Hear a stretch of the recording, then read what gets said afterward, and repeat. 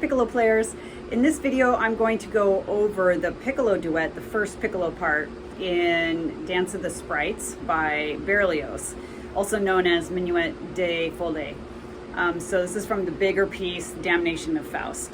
So there's two main excerpts, both of which are Piccolo duets.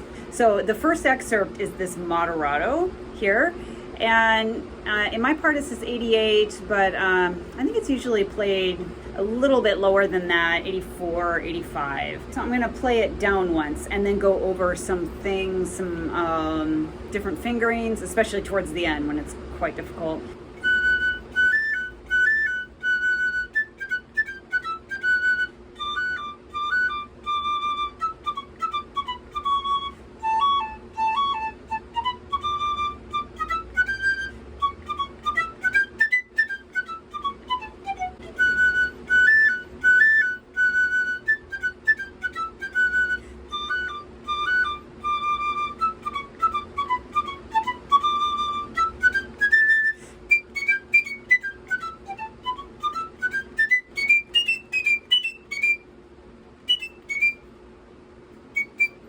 The accents that are marked underneath here, or they're marked underneath in my part anyway, the notes. I think those are just to put a little bit of weight on them, but not like an accent. So ya, da, da, da, da, da, da, da, da.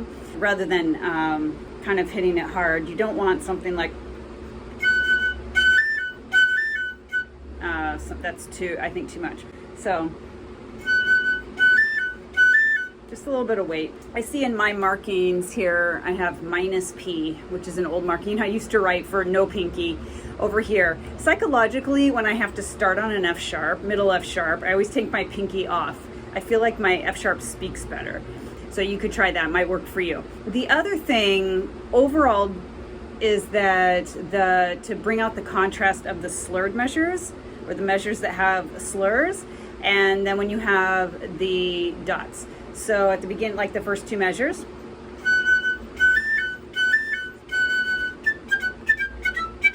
Super cute. Yep. Very, very short and just tiny sounding, very cute. And then the contrast of ya da da da da da da. For breathing, try to avoid breathing after the quarter note downbeat in each measure. It's easy to do that for something like breathe, breathe, breathe. Don't. So what I do is it looks like every 2 bars, then I breathe. So my first breath is after the F sharp in the 3rd bar, and then not again till C sharp in the 5th bar, and then after the G in the 7th bar, etc. So you're not breathing all the time. Let's see what else. Try to bring out that crescendo as much as possible. When you start on the C sharp of that crescendo, I try not to start too soft, and then just focus more on getting louder at the top and coming way down. The hard part is at the end, as we know. So the last 3 measures, dee da da ba dum ba dum ba dum. Try to be pretty loud, very present up there, so that you can make the contrast of getting softer and softer. And I would do regular F sharp for that one because I'm playing pretty loud and I don't have to risk it not speaking. Otherwise, I would use the middle F sharp, which speaks a little better. But anyway, I do regular F sharp there. The second to last measure for the next F sharp, ba-dum, ba-dum, I always do this middle F sharp, and that looks like I have the number 5. Oh yeah, 5 with an arrow there. So that 5 to me means this finger here, and to raise the pitch a little bit, because it'll be a little flat. But it speaks well, so I can try to play a little softer with this F sharp. And then for the last little bit, I do an alternate C sharp, bum, bum, because it has to be so soft. And C sharp played regular fingering is going to be flat. The alternate C sharp fingering is no thumb, no first finger in the left hand, and then 2nd, 3rd finger, and then in the right hand, middle finger, ring finger, pinky. That's your alternate C sharp. So that's going to bring the pitch up. The other thing I do that's helpful rhythmically, this rhythmically at the end has to be exactly perfect in time. And so subdivide that last beat of rest. And in fact, I don't move anything in my embouchure. when I do that. So the second to last measure, I just keep it all the same, pretty sure. So the last two measures, I breathe a little bit, but I keep everything very still. Okay, so that's it for this excerpt. The other excerpt is the big one towards the end, which is it's just labeled Presto e Leggero. So this is very fast, and it's with the two piccolos, and it should just sound like a wisp of sound, very light and energizing, but not frantic sounding, if possible. Like I did on the first excerpt, I'll just play this one down and then go through some of the fingerings I use, the approach I use to practicing the problem measures, etc.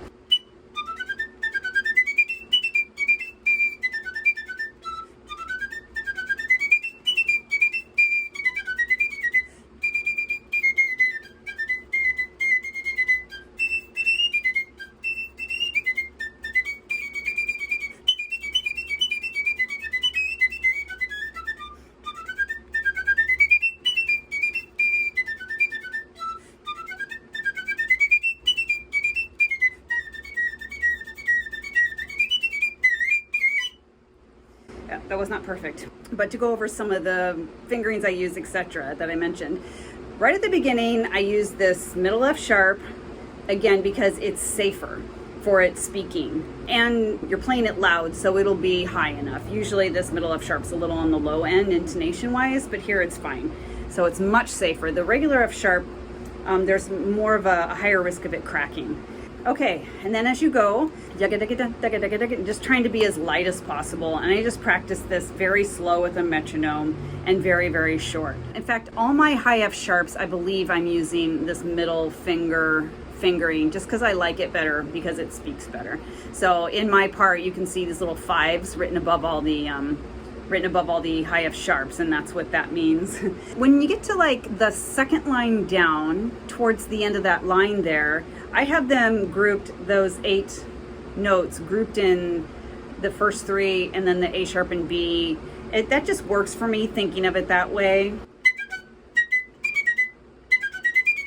I just like to visually think of it that way. The D's that are da-ga-da-ga-da, you can do a little crescendo through it, but make sure, because it needs to have forward motion, but make sure you don't blow too much, because you really have to conserve your air. There's not a whole lot of places to breathe. So just giving the impression that you're moving forward, but without doing too much. And this next measure, you really have to get off of the slur very fast. So in slow motion,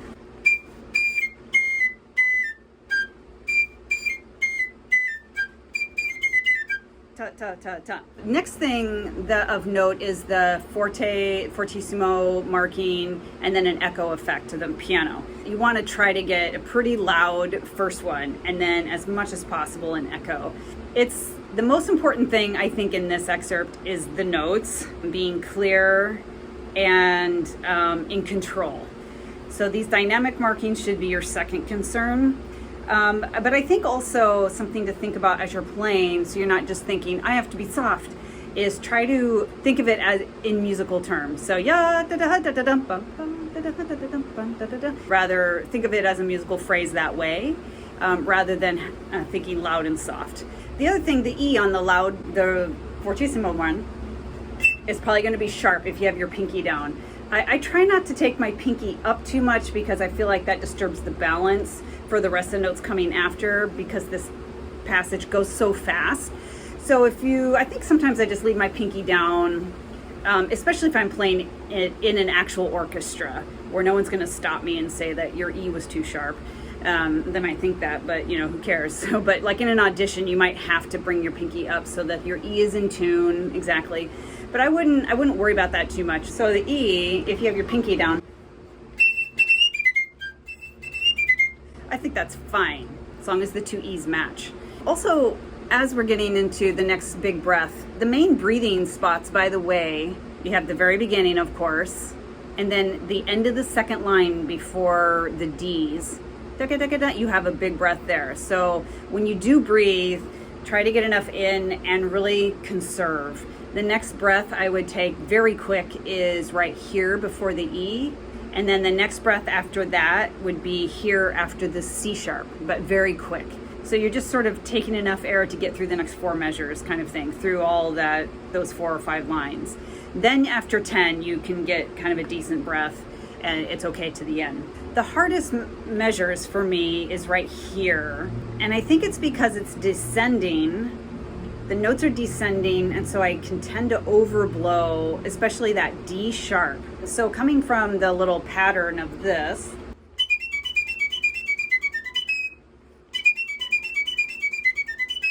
well, I was trying to overblow the D sharp. Of course, it won't happen now. But since I'm playing the high F sharp, I'm doing this regular fingering just because it's, I don't know why, it's just I always do it that way. When I go to the D sharp, I tend to, or I can easily overblow it. I mean, it doesn't squeak up to the partial, but it creates kind of a mess coming down. So I practice really carefully. Each time the D sharp, yada da da, the B sharp a little less air velocity, the G sharp a little less air velocity to the D. So it doesn't sound like you're diminuendoing, but you have to lessen your air velocity, that speed, as you go down very minutely. Because if you keep it the same speed of air as you do for like high F sharp and play D sharp, it just sounds gross and messy. But the whole thing can easily sound like ya da da da da da da da da da, and you land at 10 sounding like this bull that just ran through the china shop. So you want to keep it light. And another way to practice that is doing one set of 4/8 notes plus downbeat, and really monitoring your air speed, lessening a tiny bit as you go down.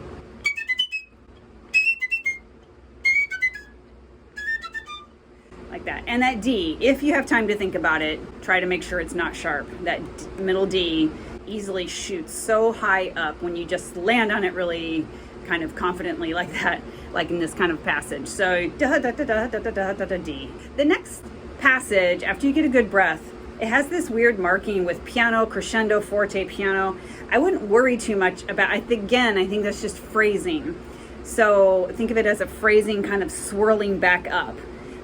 So the measure before 10, da da da da da da da da da da da da da da, you're just like swirling back up again, kind of restarting the motor. The last line of this solo, where you have that pattern, B flat, A, C sharp, da da da da da, for a long time. This is an excellent place to use your lever, B flat lever, because you put your lever on for the first B flat, and then you just leave it on all the way. So da ya da da da da da da da da da da da da da da da da D. For D it's off. Da ba ba ba bum.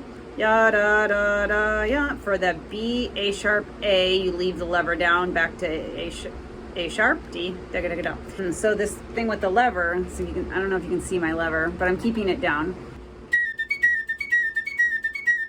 until the D, and then it's off. So you can really, there's nothing much of the motion happening here. So you can really kind of push forward to the end. And you can just really let it rip at your last figure. Da-da-da-yum.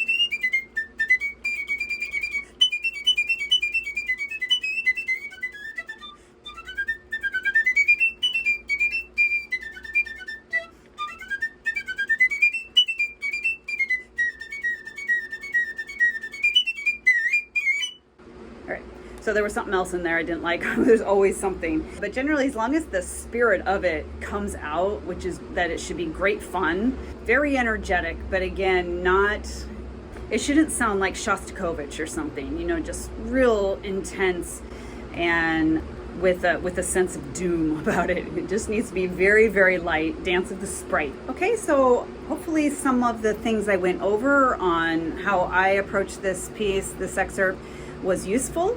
And if so, please hit subscribe, and then you will be in the loop for future videos such as this one. I'm doing a whole series on practice guides for orchestral parts for the piccolo.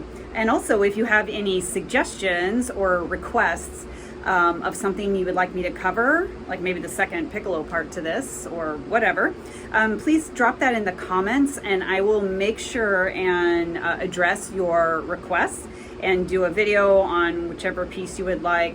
And also, if I didn't cover something like in this piece we just went over, if there were a few measures or some question that you have that I did not cover, just please put that in the comments and I will absolutely get back to you. Okay, happy practicing and thanks for watching.